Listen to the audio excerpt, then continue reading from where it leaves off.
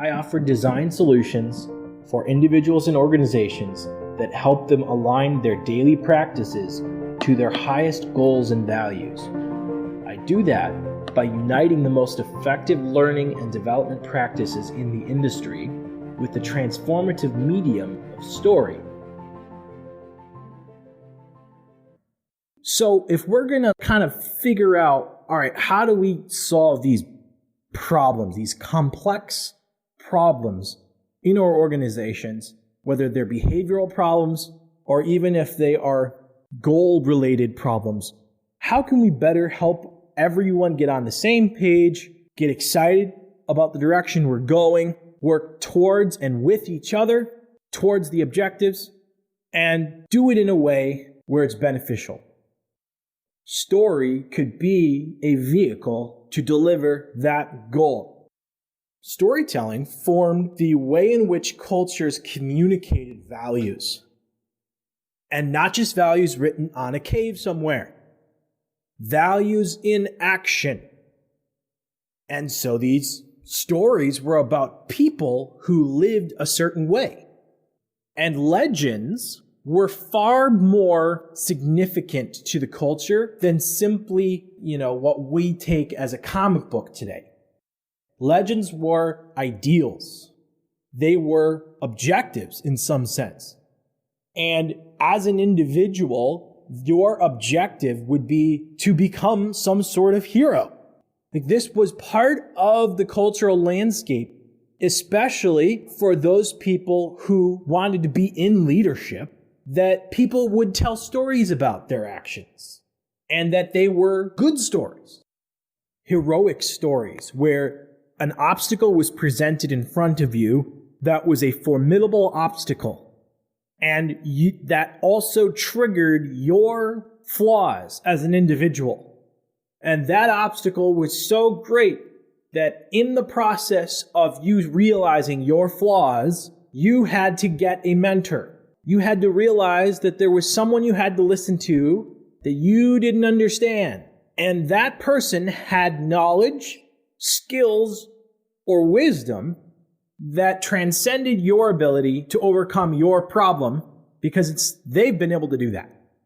And so they either took that form, practiced and overcame that obstacle, and was able to defeat that obstacle. And now they are this greater person because of defeating this obstacle. Whether it was a dragon in mythology like Beowulf, whether it was something that was a mighty force of the gods that a person in the character had to overcome. Maybe it was another warring tribe for dominance in the land. Whatever the obstacle was, it was threatening to whatever you weren't good at. And it challenged your ability to live in the world properly if you didn't overcome that problem. Cultures would take these stories and tell them over and over and over again. And it would lay the mental groundwork of how to operate in the world. And as that story was played out, they did more than just speak the story, like the way we think of stories. Stories were not just things that were done on a one-time occasion. Oftentimes they were incorporated into other areas of life, whether it was by art, maybe it was by architecture, maybe it was through action that defined their characters. Sometimes it defined the way in which they carried out traditions, bridging from childhood to adulthood. And they also formed what you shouldn't do, the way in which you fall off of the acceptable path and into an area that takes you to a dark place that isn't good. Well, the question is, did it work? It transformed thousands of different cultures and was able to perpetuate a way of being that directly impacts how we live today. Phrases, ways of speaking came from these stories. So that's another thing that stories can do. They also provide a unifying way of describing the world. So, for instance, when ancient cultures would describe something as dangerous, sometimes ancient cultures would describe something as a snake. Behavior was mimicking a natural element that was dangerous. Where do you think we got the term snake in the grass? Very similar concept. That is a metaphor told through a narrative lens.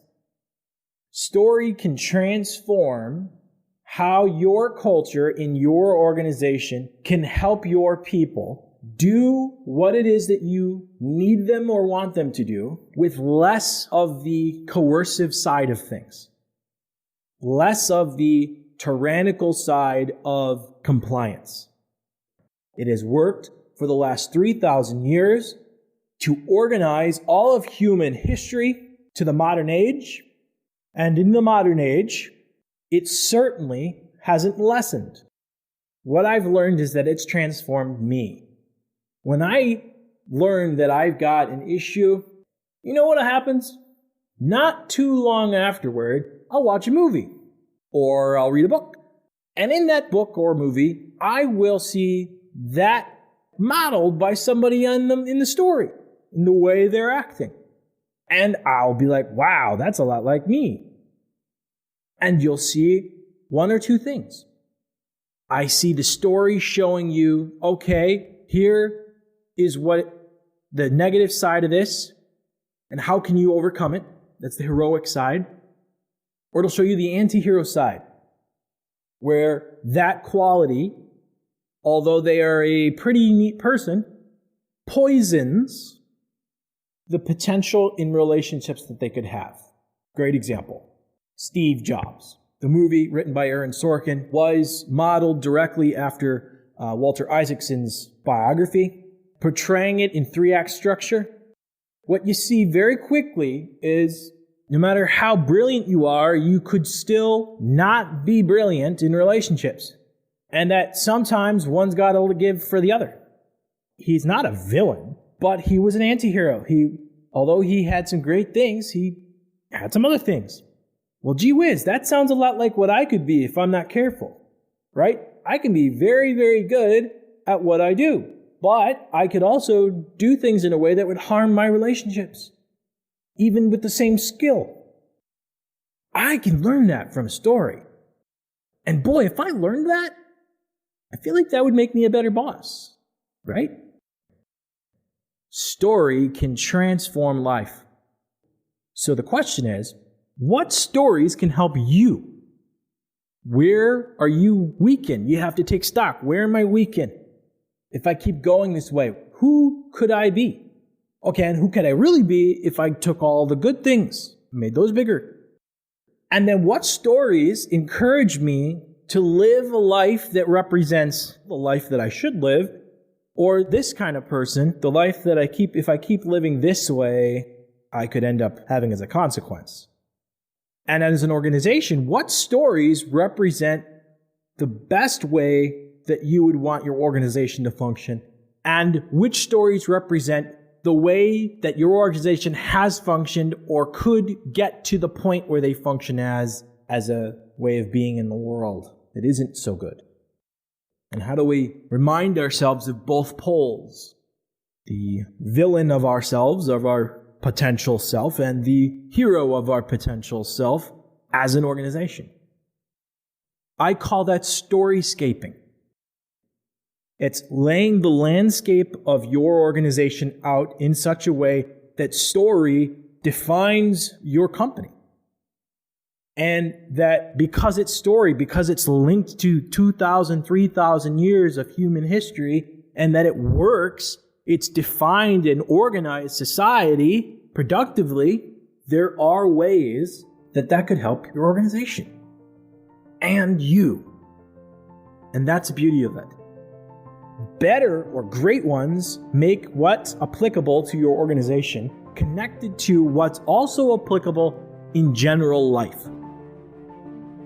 And what I'm advocating for is to be strategic, to choose several narratives that your organization tells itself, reminds itself of who it should be and who it could be, and that every individual within that does the same and works towards being the hero to those they lead.